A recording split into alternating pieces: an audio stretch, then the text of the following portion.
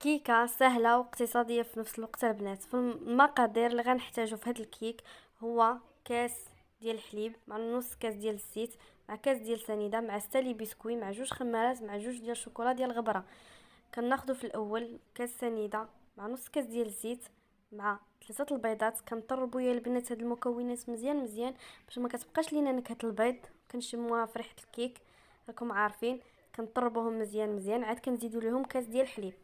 من تما كناخذوا ستالي بسكوي ديال هيرنيس، تقدروا تستعملوا اي بسكوي عندكم، صابلي، اي بسكوي، المهم ما يكونش فيه الشوكولا، يكون هكا صافي. هنا كنكونوا كنطربوا المكونات باش يهشاش لينا هيرنيس، ما يبقاش لينا قاصح وما يعذبناش من نكونوا كنطحنوا الكيكه ديالنا. المهم هنا كنكون كنزيد كل مره شويه صافي بهذا الشكل.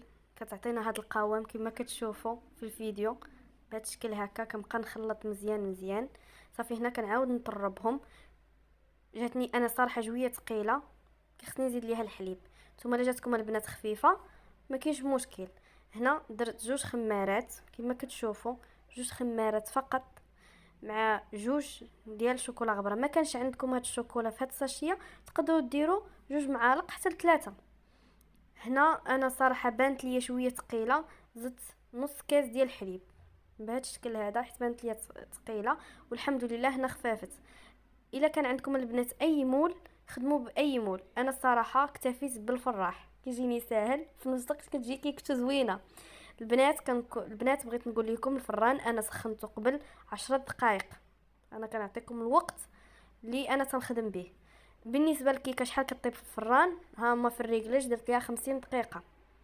بنات اللي ما عندهمش الريكلاج في الفران يقدروا يكتفيو غير بالتليفون. هنا كنوجد انا السيرو، درت فيه كاس هذه نسكافيه مع كاس ديال الحليب. هنا الحمد لله طابت لينا الكيكه ديالنا وجات زوينه صافي. هنا كنوجد الشوكولات اللي غنزين به من الفوق. كما كتشوفوا درت شوكولات مع دانيت ودرتهم يذوبوا في حمام مريم. هنا وجدت السقوه ديالي. انا البنات كنسقيها تكون السقوه ديالكم بارده لان الكيك سخون. الا درتو السقوه سخونه والكيكه سخونه البنات كتعجل لكم، هذه نصيحه من عندي في اي كيكه كيف ما كانت. هنا كنكون انا سقيتها، وحاولوا انكم تسقيو الجوانب مزيان مزيان البنات لان الجوانب هما اللي كيكونوا قاصحين.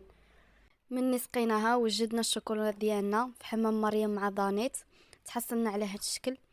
دابا البنات غندير واحد الكادر ديال واحد المول. الا ما كانش عندكم ما كاينش مشكل، انا درته الصراحه غير باش ما يسيحش ليا الشوكولا ديالي، ما يسيحش ليا من التحت، من الجوانب التحتانيين. بغيتها تبقى الشوكولا غير من الفوق، والاختيار ديالكم ديروا اللي بغيتو. دابا صافي ساليتها، تحصلت على هذا الشكل النهائي اللي كتشوفوا في الفيديو. دابا غنبدا نوجد الشوكولا ابيض، حكيته باش نزين به. البنات نتوما زينوا بالكوك باي حاجه اللي بغيتو، تزين على حسب الذوق ديالكم، كل واحد وكيفاش كيبغي يزين الكيكه ديالو. المهم كنتحصلوا على هذا الشكل بحال هكا كما كتشوفوا في الفيديو. صراحه كتجي واحد الكيكه لذيذه بزاف وهشيشه وكتذوب في الفم البنات. هذا الشكل النهائي. ما تنساوناش بلايك والدعم ديالكم.